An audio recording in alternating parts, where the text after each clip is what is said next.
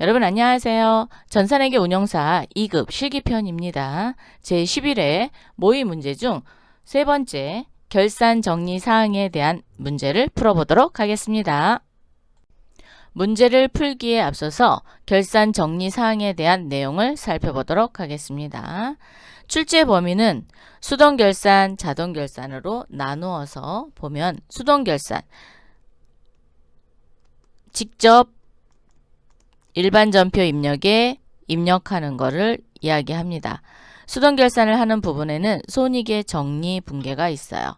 자, 손익의 정리는 단기 비용과 단기 수익만 올해의 비용으로 인정을 해주고 차기분, 즉 내년도분에 대해서는 자산 처리하거나 부채 처리하는 걸 얘기합니다.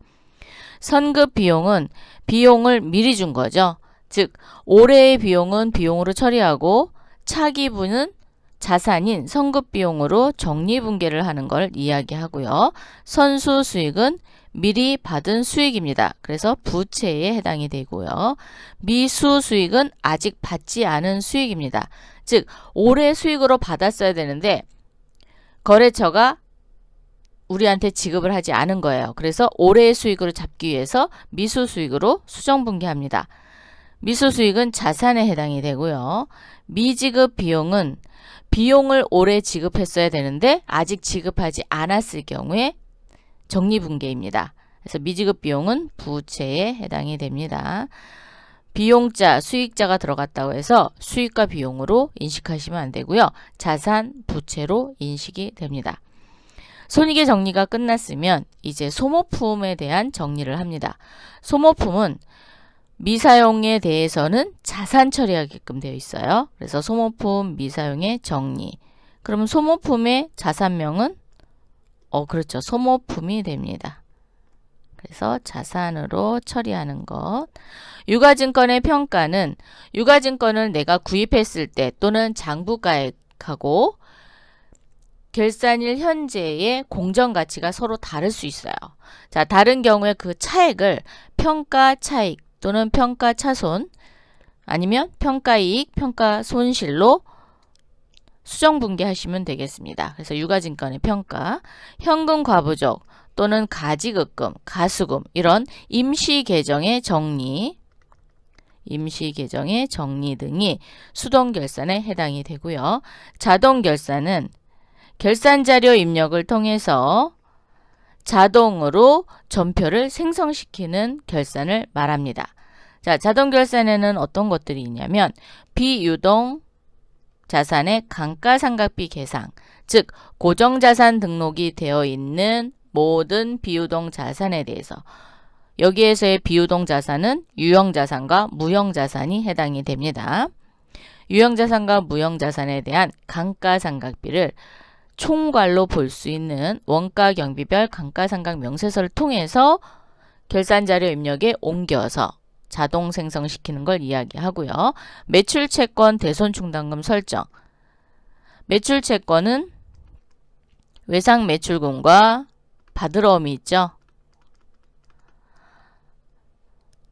외상매출금과 받으러옴은 받지 못할 거를 예상을 해서 대손충당금을 설정을 합니다. 이 설정되는 거를 결산에 반영할 때 사용하는 거고요. 상품 매출원가 계산. 재고자산 수불부를 통해서 마감을 해서 재고자산 명세서에 있는 상품에 대한 기말재고액을 산출해내서 결산자료 입력을 통해 자동 결산시키는 걸 이야기합니다. 출제 문항은 총 7문항이 되겠습니다. 수동결산이 4문항, 자동결산이 3문항입니다. 점수는 각 4점, 28점을 획득할 수 있는 문제가 되겠습니다. 프로그램에서 활용하는 메뉴는 일반 전표 입력, 수동결산은 일반 전표 입력을 몽땅 다 사용을 하고요. 자동결산은 결산자료 입력을 활용을 하는데 이때 결산자료 입력에 집어넣어야 할 데이터 있죠. 그 데이터는 비유동 감가상각비는 원가경비별 감가상각 명세서에 나와 있는 단기상각비를 활용하시면 되겠고요. 합계잔액 시산표에 있는 잔액 있죠. 요 잔액은 그렇죠. 매출채권 대손충당금 설정할 때 활용하시면 되겠습니다. 재고자산 수불부와 재고자산 명세서는 상품 매출원가를 구할 때 활용하시는 메뉴가 되겠습니다. 그럼 몽땅 다 하고 결산자료 입력해서 전표 추가 이렇게 하시면 결산이 완료됩니다. 이때 주의할 사항이 있어요. 제일 첫 번째, 수동결산을 먼저 입력하셔야 됩니다. 어디에?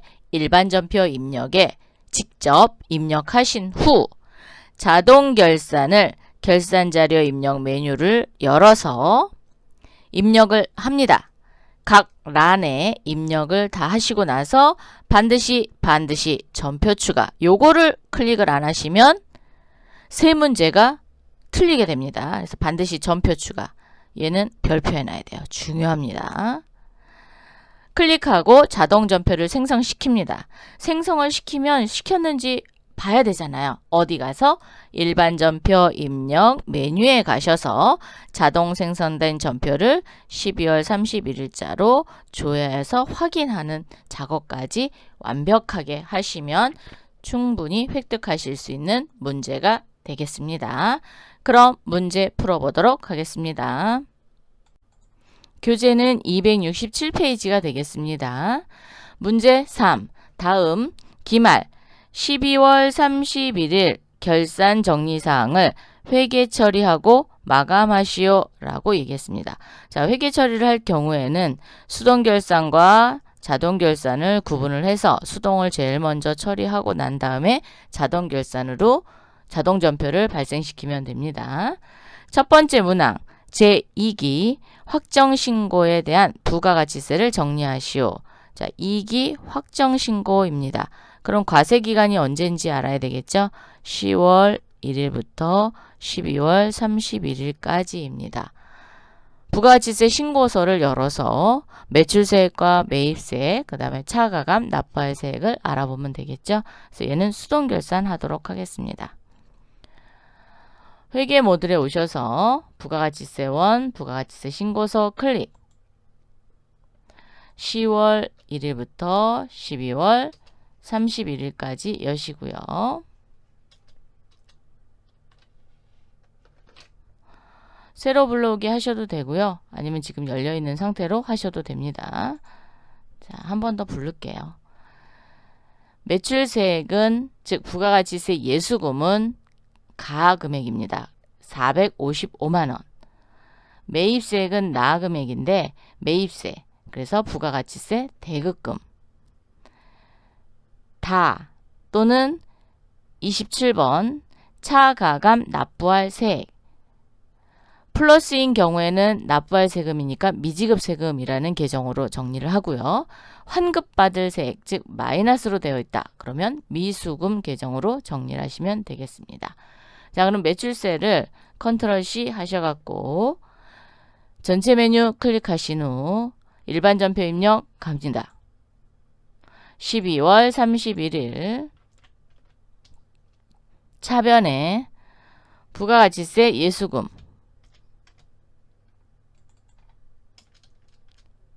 금액은 컨트롤 V 하셔서 455만원. 대변에 부가가치세 대급금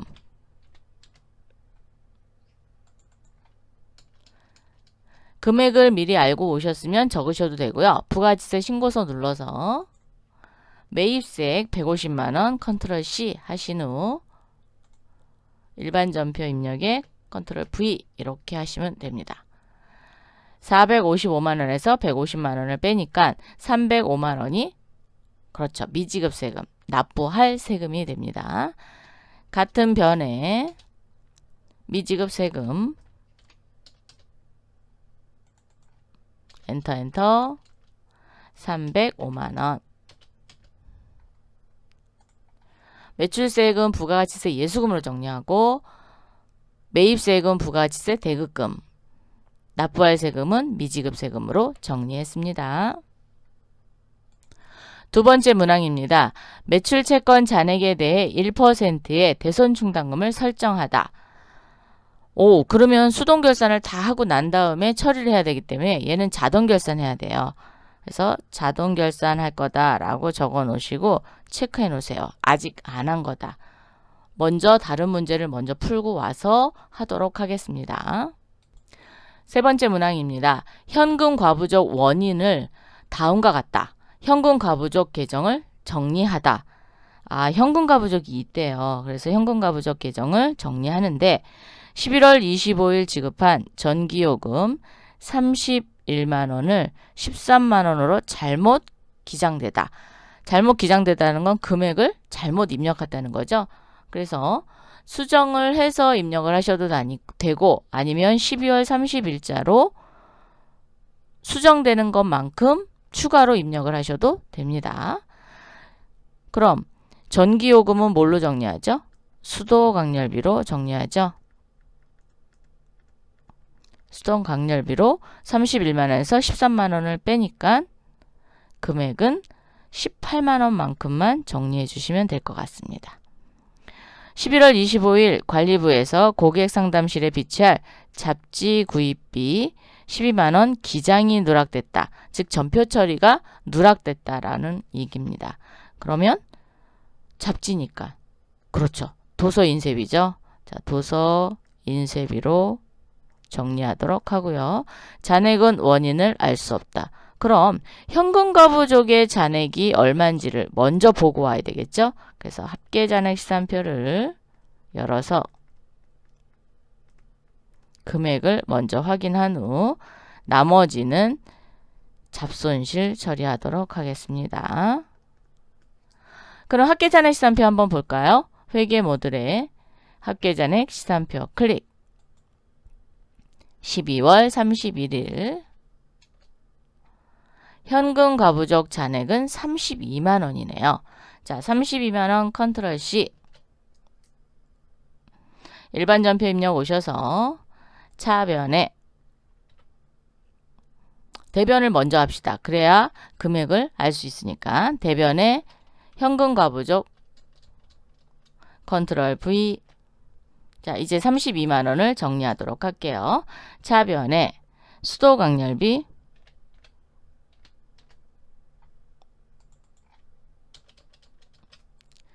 금액은 18만 원. 차액 나는 것만큼만 정리하시면 돼요. 같은 변에 이번에는 도서 인쇄비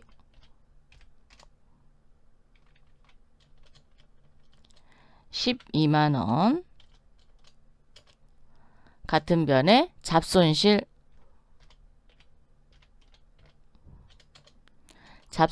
2만 원만큼 남았으니까 2만 원만큼 정리하도록 할게요. 그래서 대변을 먼저 입력을 하게 되면은 차액 나는 금액만큼만 잡손실 처리하면 되니까 입력하시기가 편하실 거예요. 그래서 차변에 수도강렬비, 도서인쇄비, 잡손실, 대변에 현금 과부족 정리했습니다. 그럼 합계잔액 시산표 한번 눌러볼까요? 자, 합계잔액 시산표 오셔서 조회 버튼을 누르게 되면은 현금 과부족을 정리했기 때문에 잔액이 없습니다. 네 번째 문항입니다. 모든 비유동 자산에 대한 감가상각비를 계상하다.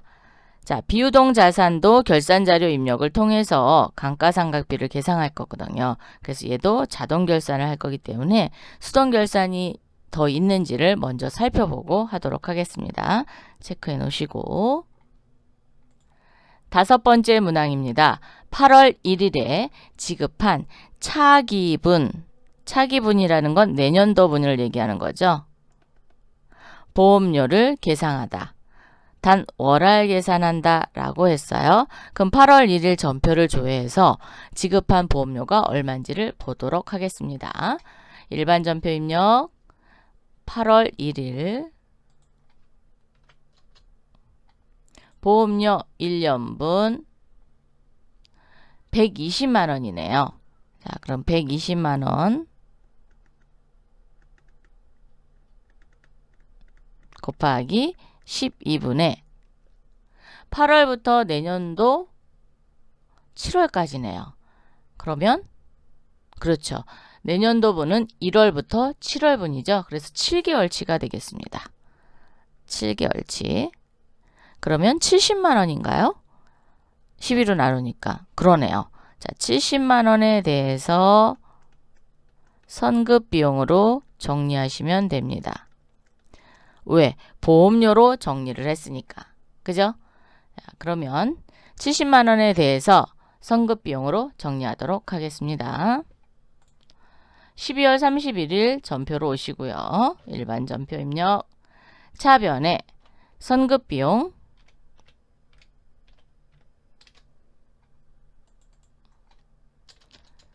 70만 원. 대변에 보험료 그만큼 줄여주셔야죠. 보험료 70만 원. 이렇게 정리하시면 되겠습니다. 그래서 월할 계산한다라는 거는 12달로 나눠서 나머지 달을 계산하시면 되겠죠. 6번째 문항입니다. 기말 상품 재고액을 입력하고 결산 처리하다. 단 재고 평가는 선의선출법으로 한다 그랬어요. 자, 결산 처리하다 그랬는데 기말 상품 재고액이네요. 그래서 자동 결산할 거예요. 체크해 놓으시고 수동 결산을 모두 다 한 다음에 처리하도록 하겠습니다. 7번째 문항입니다. 9월 1일에 기업은행으로부터 차입한 차입금 4천만 원 에 대한 이자를 계상하다. 단 이자 지급일은 다음 연도 8월 31일이다. 이자율은 연 12% 월할 계산한다 그랬어요. 자, 4천만 원에 대한 이자를 올해 비용만큼만 계상을 해야지 됩니다. 지급은 내년도라고 하지만 올해 되는 부분은 내야 되는데 4천만 원에 대해서 곱하기 연 12%래요. 자, 12%로 곱하고 월할 계산한다 그랬어요. 그러면 12달로 나눠야 되겠죠. 12달로 나눠서 올해분. 자, 내년 8월 31일이니까 9월부터 이렇게 잘라서 여기가 9월 1일, 여기가 8월 31일이죠. 자, 그럼 올해는 12월 31일을 기점으로 하면 9, 10, 11, 12 넉 달치가 되는 거고요. 내년도는 그렇죠. 8개월이 되는 거죠. 그래서 요 4개월치만큼만 올해 이자 비용으로 잡으시면 되겠습니다. 자, 그럼 12분의 4가 되겠죠. 그럼 계산을 해보면 얘는 160만 원이 됩니다.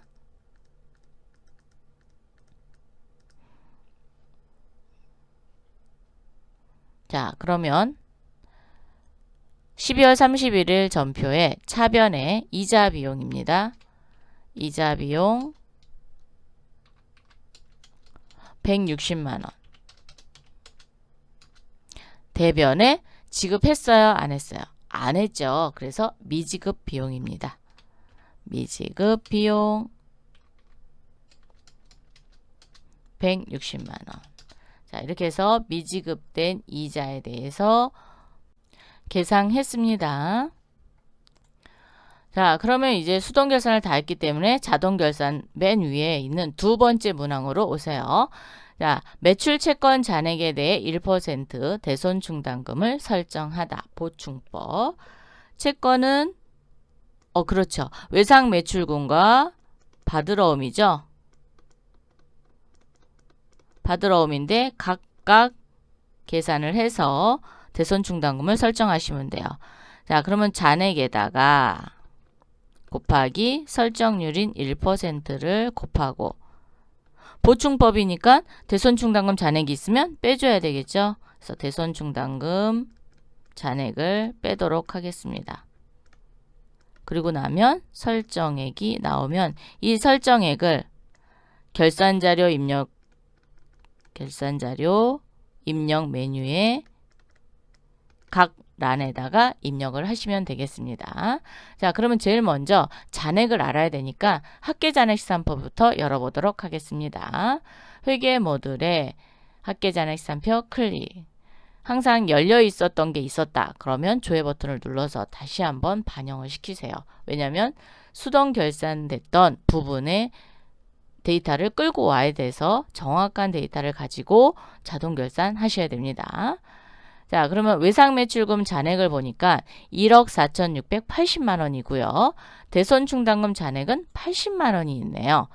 자, 그러면 1억 4,680만 원 오른쪽 마우스 누르셔서 계산기, 외부에 있는 계산기를 사용하셔도 됩니다. 자, 곱하기 D죠. 0.01, 1%니까. 대손충당금 잔액은 80만 원입니다. S 빼기죠. 80만 원 뺐더니 66만 8천 원만큼만 설정을 하라고 합니다. 그러면 전체 메뉴를 클릭하신 후, 자, 계산기 조금 밑으로 내려놓을게요. 결산 재무제표원에 결산자료 입력 클릭.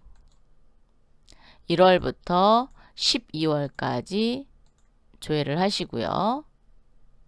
상품 매출원가 코드는 입력하지 않습니다. 그랬죠? 저희는 상품 매출원가를 구할 거거든요. 그래서 확인.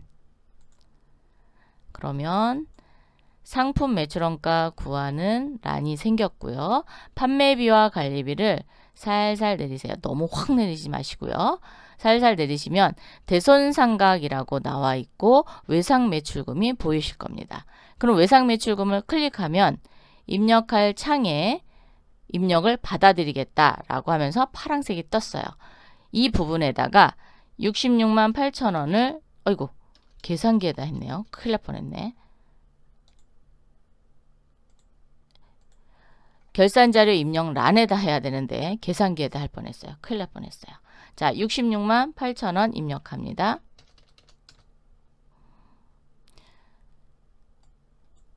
받으러움에 대해 이제 외상매출금 했으니까 이제 받으러움 하러 또 갈 거거든요. 가기 위해서는 계산기가 이제 더 이상 필요 없습니다. 종료. 합계잔액시산표 한 번 더 갈게요. 받으러움은 500만 원입니다. 자, 500만 원에 커져 갖다 놓으시고 오른쪽 마우스 눌러서 계산기 곱하기 0.01 엔터. 대손충당금이 있습니다. 5만 원 빼주셔야죠. 자, S 눌러서 5만 원 그랬더니 빵원입니다. 그러면 설정할 금액이 없다는 거죠. 그러면 결산자료 입력에 입력 안 하셔도 됩니다. 자, 그래서 받으러움은 설정액이 없다. 네 번째 문항입니다. 모든 비유동자산에 대한 감가상각비를 계상하다. 원가 경비별 감가상각 명세서를 클릭을 해서 거기에서 주어진 단기상각비를 반영시키면 되겠죠. 자, 그래서 회계 모듈에 고정자산 등록, 원가 경비별 감가상각 명세서 클릭. 유형자산 총괄로 보도록 하겠습니다. 자, 유형자산 총괄. 조회. 건물, 차량 운반구, 비품 3개가 있네요. 이 중 단기상각비입니다. 2천만 원 복사하세요. 컨트롤 C. 결산자료 입력에 대손상각 바로 위에 감가상각비 있습니다. 바로 위에 있는 감가상각비에다 하셔야 돼요. 저 밑에 있는 영업의 비용 쪽으로 가시면 안 됩니다. 자, 건물란에 컨트롤 V. 원가 경비별 감가상각 명세서 다시 클릭하셔서 이번엔 차량 운반구 2,029만 5천 원이죠. 컨트롤 C. 결산자료 입력 오셔서 차량 운반구란에 컨트롤 V. 비품도 있습니다. 원가 경비별 감가상각 명세서 클릭해서 비품 12만 원이네요. 자, 컨트롤 C. 결산자료 입력 비품란에 컨트롤 V 해서 감가상각비를 3개에다 설정했습니다. 6번째 문항입니다. 기말상품 재고액을 입력하고 결산 처리하다. 단 재고평가는 선의선출법으로 한다 그랬죠. 자, 그러면 기말상품 재고액을 알아보기 위해서는 재고자산 수불부를 먼저 마감 처리하고 재고자산 명세서를 열어서 기말 재고액을 구해보도록 하겠습니다. 물류관리 오셔서 재고관리, 재고자산 수불부 클릭. 마구 엔터 해주시고요. 우리 회사가 보유하고 있는 모든 재고자산에 대해서 다 마감해야 되니까 자, 마구 엔터하면 상품만 있습니다. 자, 상품에 대해서 기능 모음 열으셔서 평가 방법은 선의선취법입니다. 그래서 선의선취법으로 되어 있는지 확인하신 후 마감, 일괄 마감하도록 하겠습니다. 일괄 마감, 확인. 그러면 식탁 세트, 의자, 소파, 장식장, 그 다음에 장롱, 책상 세트 모두 다 마감된 게 보이실 거예요. 그리고 마감 여부가 부에서 여로 바뀌었다라는 건 마감이 됐다라는 겁니다. 물류관리 쪽에 다시 오셔서 재고자산 명세서 클릭, 12월로 조회해 주세요.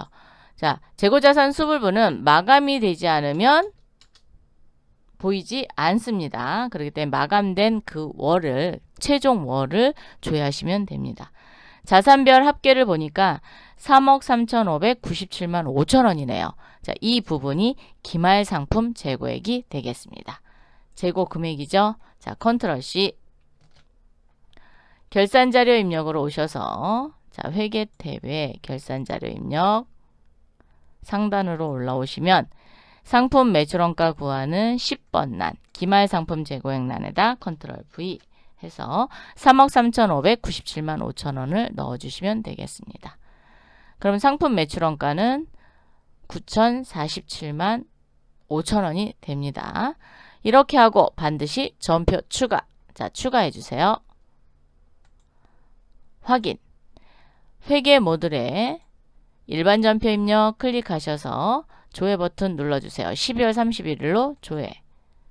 상품 매출원가가 제대로 왔는지, 감가상각비, 건물, 차량 운반고, 비품, 대손상각비는 109번이니까 외상매출금만 있었죠. 그래서 외상매출금에 대한 대손상각비, 대손중단금 설정 모든 게 다 처리가 됐습니다. 자, 그럼 마감 처리할 건데 회계 모듈에 마감 처리는 결산 재무제표 1에서 합니다. 제일 첫 번째 손익계산서부터 합니다. 저희는 제조원가 명세서가 없어요. 그래서 손익계산서 합니다. 클릭. 12월. 자, 이렇게 들어갔다 나오시기만 하시면 돼요. 왜? 이미 결산 작업도 다 했고 장부에 있는 내용을 끌어다가 만들었습니다. 자, 그래서 단기 손실이 발생됐네요. 794만 8천 원. 자, 오른쪽에 이렇게 마이너스로 되어 있는 건 순손실의 반대이기 때문에 순이익이란 얘기예요. 자, 그리고 전체 메뉴 클릭하셔서 794만 8천 원을 이익잉여금 처분계산서로 끌고 갑니다. 마이너스, 여기 보면 단기 순손실 이렇게 돼 있죠. 순이익이다 그러면 여기 단기 순이익 이렇게 됩니다. 자, 이 상태에서 손익 대체분계를 일으켜야 돼요. 즉 수익과 비용을 다음 연도로 넘기지 말고 올해의 손익으로 대체분계를 여기서 합니다. 그래서 전표 추가 꼭 하셔야 돼요. 추가. 일반 전표 입력에 오셔서 조회를 하면 잉여금 결손분계를 이렇게 처리된 거를 볼 수 있습니다. 즉 수익에서 손익으로 대체하고